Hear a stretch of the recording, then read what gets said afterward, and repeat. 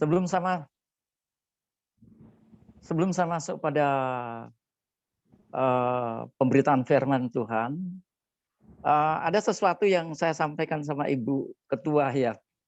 Saya mohon punten Bu, maaf kemarin waktu hari Minggu, kebetulan kami itu kan hari pas ibadah, pas juga ada ibadah Zoom, jadi hari pencurahan Roh Kudus. Jadi pas tugasnya itu bertabrakan itu, dan hari itu saya nggak bisa tinggal itu. Dan biasanya kalau hari pencurahan Roh Kudus waktunya agak lama gitu loh. Jadi mohon maaf Bu, kemarin itu beberapa kali itu memang kondisinya itu mohon maaf tidak memungkinkan. Ya, baik. Ya, saya akan masuk pada firman Tuhan. Shalom Bapak Ibu, salam sejahtera untuk kita semua.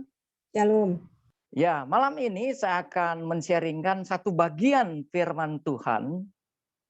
Nah, dari bagian firman Tuhan ini saya akan buat mulai dari tema, terus pokok-pokok besar atau poin-poinnya, dan dalam bahasa teologi itu namanya khotbah tekstual. Tujuannya sebetulnya hanya untuk supaya khotbah saya itu tidak ngalor ngidul, orang Jawa bilang. Jadi itu tujuan saya. Kembali ke tema hari ini adalah orang-orang yang menanti-nantikan Tuhan. Nah, Bapak Ibu Saudara yang kekasih, orang-orang yang menanti-nantikan Tuhan seperti apa? Kalau saya mengambil sebuah contoh, sebuah gambaran, seperti kita yang dulu waktu masih pacaran. Masih ingat waktu pacaran?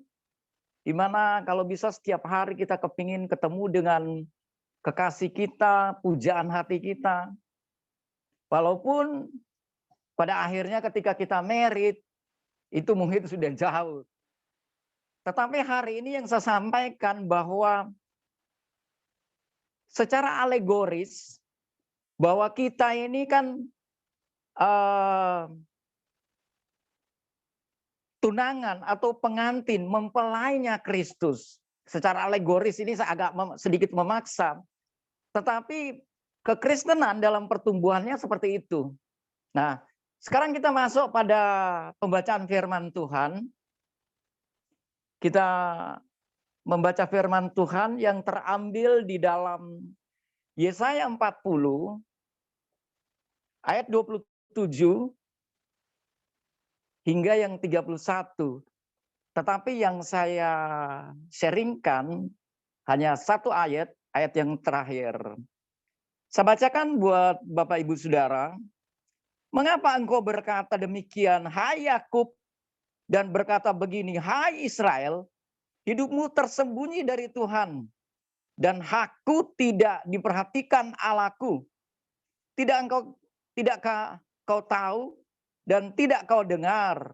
Tuhan ialah Allah kekal yang menciptakan bumi dari ujung ke ujung. Ia tidak menjadi lelah dan tidak menjadi lesu. Tidak terduga pengertiannya. Dia memberi kekuatan kepada yang lelah dan menambah semangat kepada yang tiada berdaya. Orang-orang muda menjadi lelah dan lesu, dan teruna-teruna jatuh tersandung. Tetapi, ini menjadi pokok perenungan kita, orang-orang yang menanti-nantikan Tuhan mendapat kekuatan baru. Mereka seumpama Raja Wali yang naik terbang dengan kekuatan sayapnya. Mereka berlari tidak menjadi lesu. Mereka berlari dan tidak menjadi lesu. Mereka berjalan dan tidak menjadi lelah. Bapak Ibu Saudara yang kekasih, dari tema ini saya akan bagi 3 bagian sesuai dengan ayat yang 31 ini. Tentunya dari pasal 40. Kita kembali ke pembacaan tadi. Apa yang melatar belakangi kenapa umat Israel itu bukan komplain ke Serubabel yang notabene adalah bupati mereka, karena mereka saat itu ada di pembuangan. 70 tahun mereka ada di sana. Kenapa? Karena kutuk melalui Raja Salomo. pada awalnya pada masa kejayaan Raja Daud, mereka happy, hidup dalam zona nyaman. Ketika juga dialihkan ke Raja Salomo, mereka masih tetap happy. Tetapi karena Raja Salomo ini mencintai banyak wanita, istrinya 700, gundiknya 300, dan dia mengikuti dewa-dewi dari istri-istrinya, sehingga dia dikutuk oleh Tuhan. Tadinya kerajaannya tidak pernah kalah, tetapi sekarang kerajaan Israel menjadi kerajaan yang pecundang. Nah, Bapak Ibu Saudara yang kekasih, memang kutuk ini tidak jatuh langsung ke Raja Salomo, tetapi jatuh ketika Raja Salomo meninggal, di mana terjadi perpecahan. Kerajaan utara Israel, kerajaan selatan Yerusalem, utara Israel, mereka bertempur. Satu bangsa saling baku bunuh. Nah, saudara yang kekasih, ketika mereka itu boleh dikatakan menjadi bangsa yang pecundang, mereka dibawa ke Babel yang hidupnya enak. Sekarang itu mereka itu harus dicengkram, harus boleh dikata itu harus dikurung, kegiatan mereka terbatas. Nah, saudara yang kekasih, makanya Nabi Yesaya itu datang kepada umat Israel, bahwa dia memotivasi umat Israel, bahwa di ayat yang ke-31, sebetulnya dia ingin memotivasi supaya bangsa ini tetap kuat. Nah, hari ini tema yang saya bagikan sesuai dengan firman Tuhan, saya bagi 3. Jadi tema hari ini berbicara tentang orang-orang yang menanti-nantikan Tuhan. Ada 3 ciri. Yang pertama, orang yang kuat imannya. Tetap di ayat yang ke-31a dikatakan, tetapi orang-orang yang menanti-nantikan Tuhan mendapat kekuatan baru. Nah, Bapak Ibu Saudara yang kekasih, pada saat Israel lemah, di mana Nabi Yesaya menyampaikan pernyataan yang profetik buat yang namanya bangsa Israel. Itu kan pasal yang ke-40 ayat yang terakhir. Nah, Bapak Ibu Saudara yang kekasih, apa korelasi dengan kekristenan kita saat ini? Saya percaya bahwa tidak ada orang yang kuat imannya tetap kuat, tidak pernah menjadi lemah. Saya percaya siapapun kita, pasti kita pernah merasa lemah. Karena kita manusia biasa. Itu sebabnya seperti hari ini kan kita sedang beribadah, artinya kita sedang dicas, kita sedang diberikan power, supaya kita tidak boleh lemah pada saat kita menghadapi pandemi sekarang ini.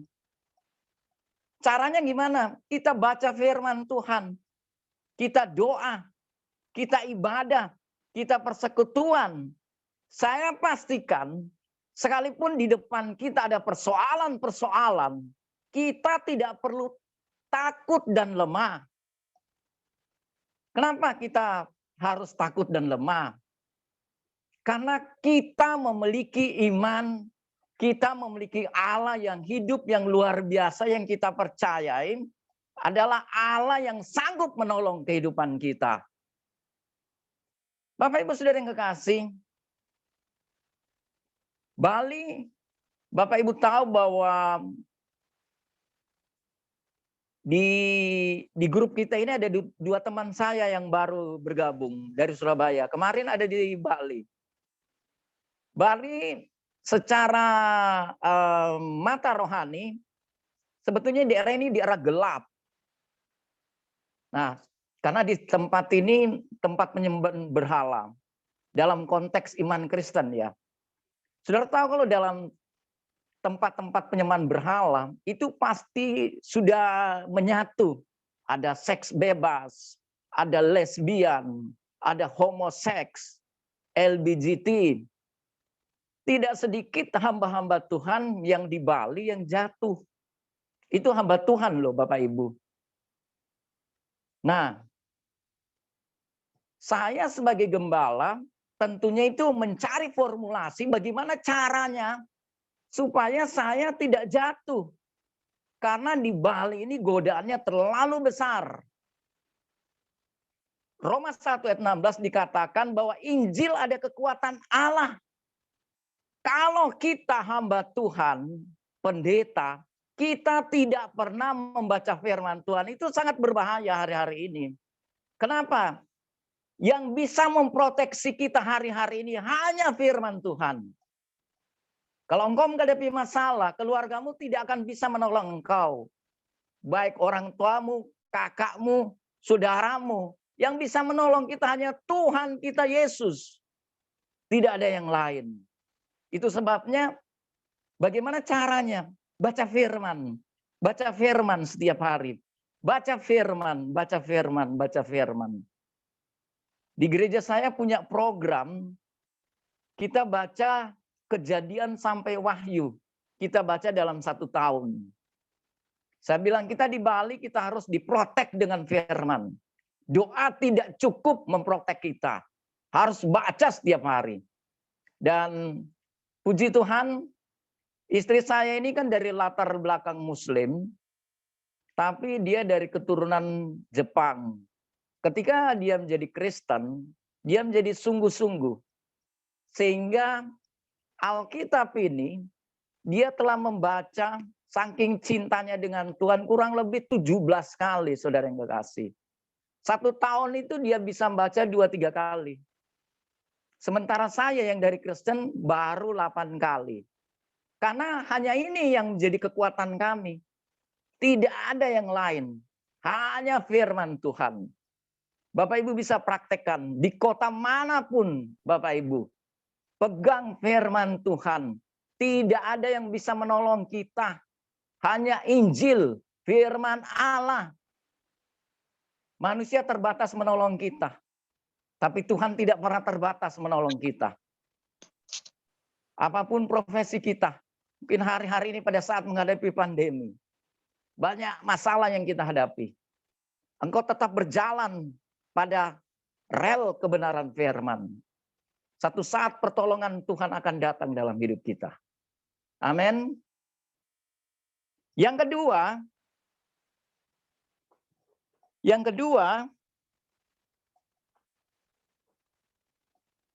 poin yang kedua, ciri-ciri orang yang menanti-nantikan Tuhan, berani terima tantangan. Kembali ke ayat 31b dikatakan, tetapi orang-orang yang menanti-nantikan Tuhan dapat kekuatan baru. Mereka seumpama Raja Wali yang naik terbang dengan kekuatan sayapnya. Bapak Ibu Saudara yang kekasih, bahwa Nabi Yesaya sebetulnya berkata kepada Israel bahwa orang yang tadinya menanti-nantikan Tuhan, sekarang itu mereka seperti Raja Wali. Raja Wali itu tidak pernah terbang turun. Dia selalu terbang tinggi. Untuk mengepakkan sayapnya, dia harus mencari badai. Semakin badai besar, semakin tinggi. Itu gambaran kekristenan kita. Semakin badai datang, Tuhan mau kita semakin dekat dengan Tuhan. Dengan pencipta halik langit dan bumi. Seperti Raja Wali yang mendekati langit. Tuhan mau kita seperti Raja Wali. Kita tidak boleh cengeng dalam menghadapi situasi seperti saat ini.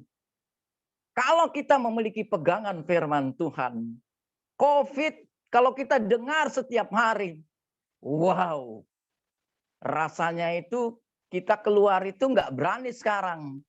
COVID sekarang sudah nggak nyerang lagi paru-paru, tapi perut dan lain sebagainya. Yang menjamin kita siapa? Ya Tuhan sekarang. Makanya senang sekali dengan persekutuan malam ini bahwa hampir setiap hari kita itu diingatkan dengan firman. Kita berdoa, kita membaca firman Tuhan, kita mendengar kesaksian. Karena hari-hari ini yang Tuhan mau.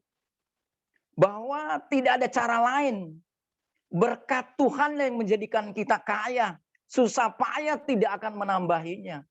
Kita boleh banting tulang. Kalau Tuhan bilang kau tidak bisa kaya, ya nggak bisa. Itu Amsal 10 ayat 22. Jadi hari-hari ini engkau seorang bisnismen. Engkau bekerjalah sebagai seorang bisnismen yang jujur. Sebagai karyawan, bekerja dengan jujur. Apapun profesimu, ANS atau PNS, saya percaya bahwa ketika kita bertahan, maka satu saat promosi Tuhan itu akan datang dalam hidup kita. Saudara yang kekasih, kita tidak perlu lihat masalah orang. Karena setiap orang punya masalah yang berbeda. Saya punya teman di Full Gospel Businessman Fellowship International. Kebetulan saya lahir melayani di sana. Beberapa tahun lalu, yang satu kena tipu 600 juta. Yang kedua hampir 1,5. Semua pada kabur dari pelayanan FGBMFI. Saya bilang, kalau bukan kamu yang nipu dari persekutuan, tidak hina ketika kamu naik becak datang ke persekutuan, daripada kamu bawa Mercy tapi hasil penipuan. Kalau kami berbicara memang terus terang itu yang agak keras-keras begitu. Oh begitu ya? Iya.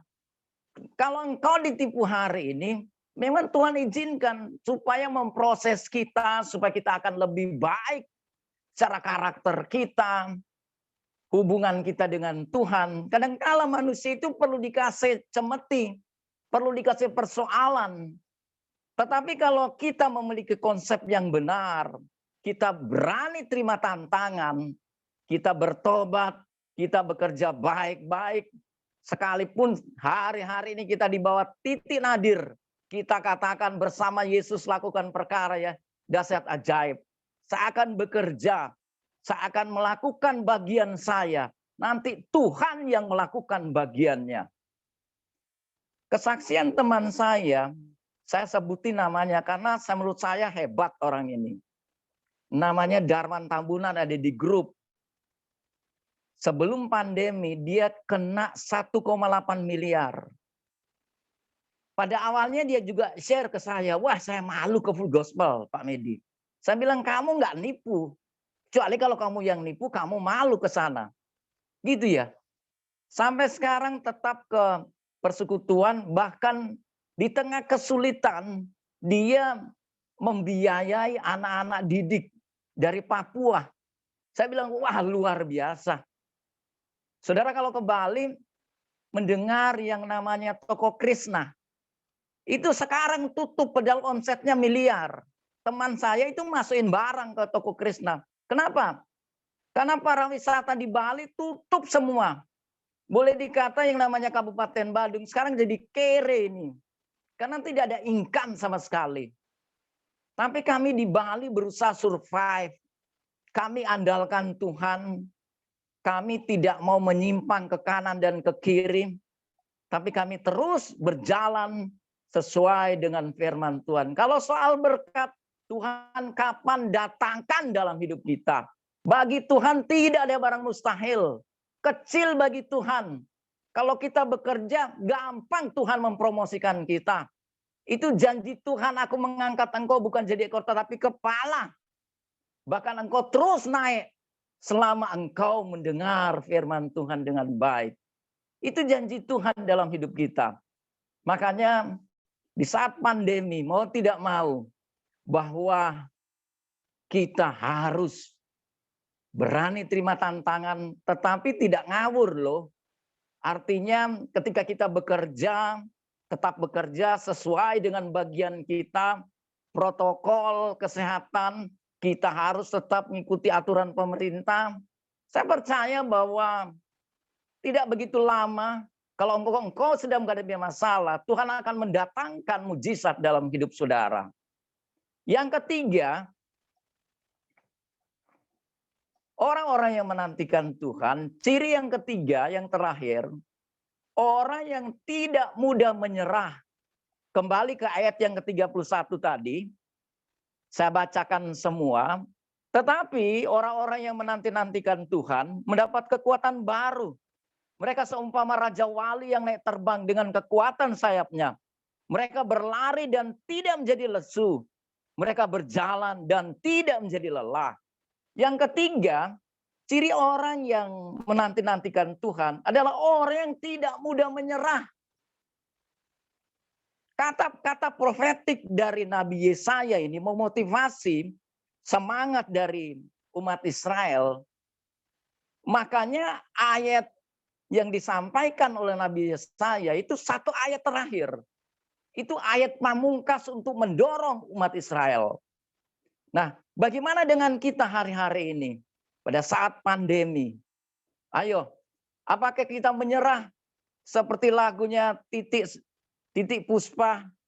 Oh, apa yang terjadi, terjadilah. Kan nggak bisa kita seperti itu. Kita tidak boleh menyerah. Apapun profesi kita. Selama orang Cina bilang itu, walaupun mungkin cuanmu itu cuma cuan cia. Nggak apa-apa, jalan terus.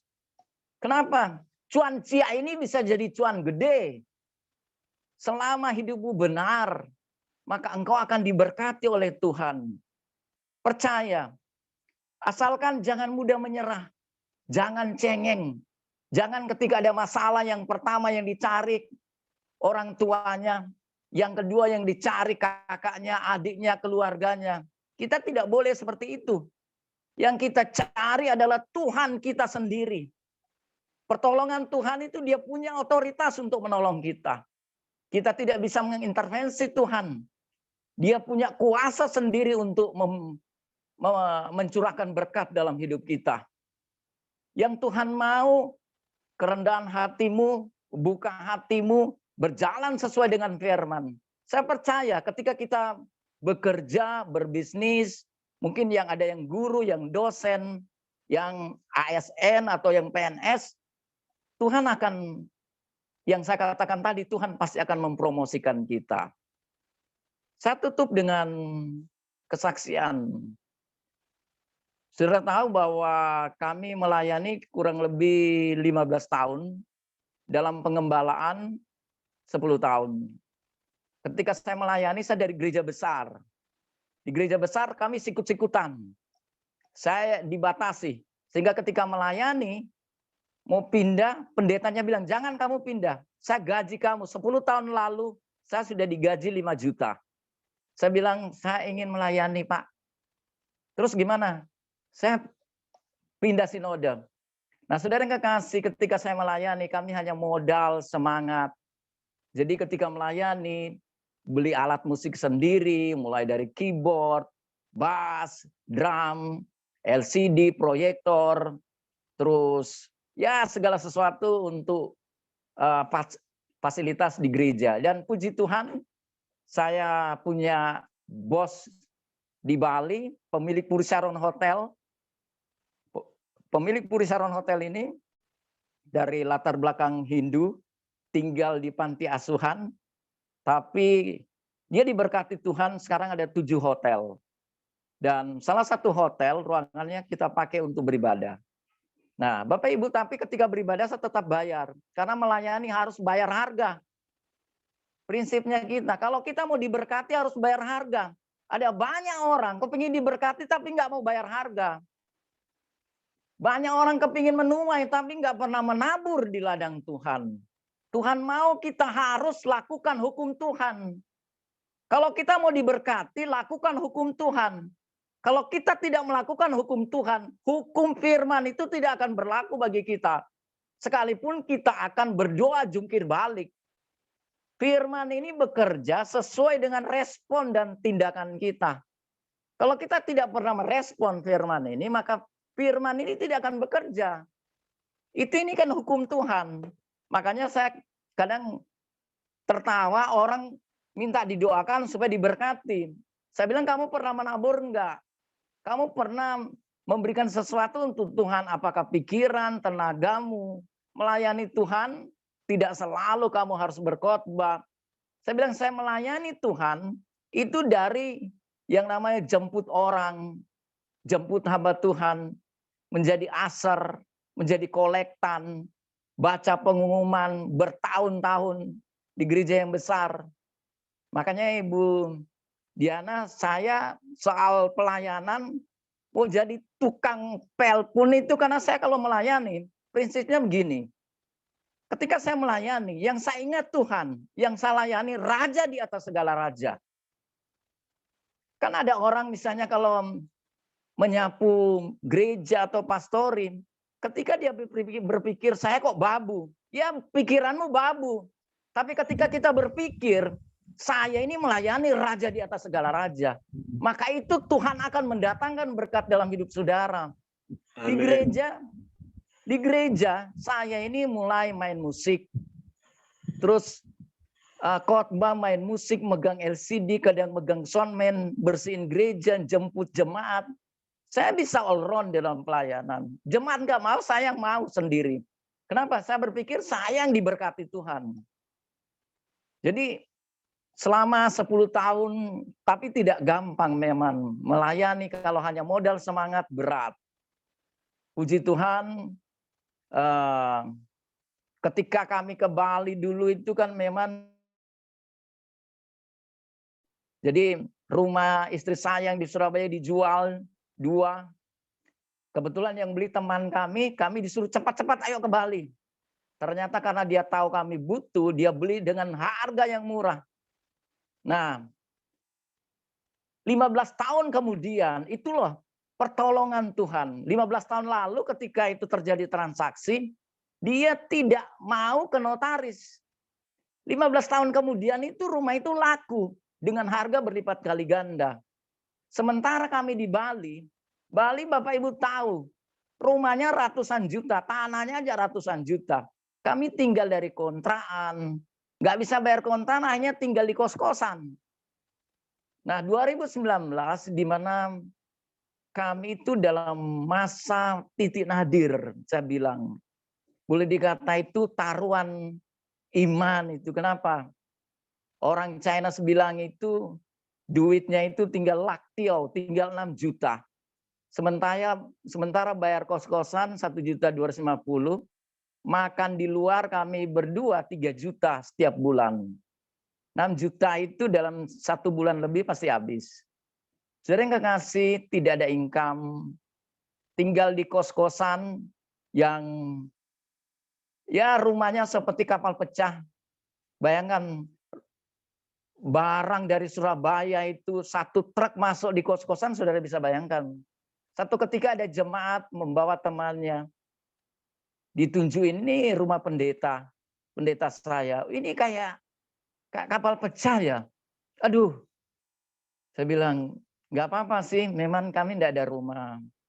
Nah, saudara yang kekasih, setelah itu ada satu jemaat yang salah pengertian dengan kami. Di kos-kosan dia ngajak berantem.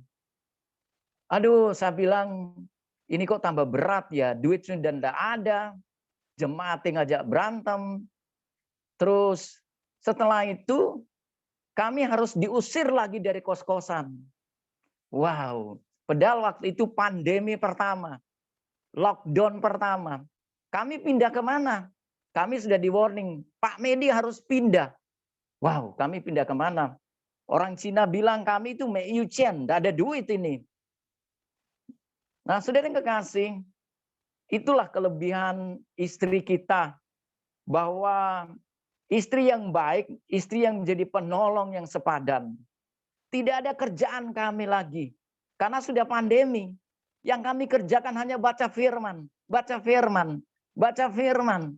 Pada waktu itu ada teman-teman hamba Tuhan, baca firman kok kayak baca koran. Saya bilang, baca firman, kamu tahu, itu melayani Tuhan. Itu nggak gampang loh baca firman.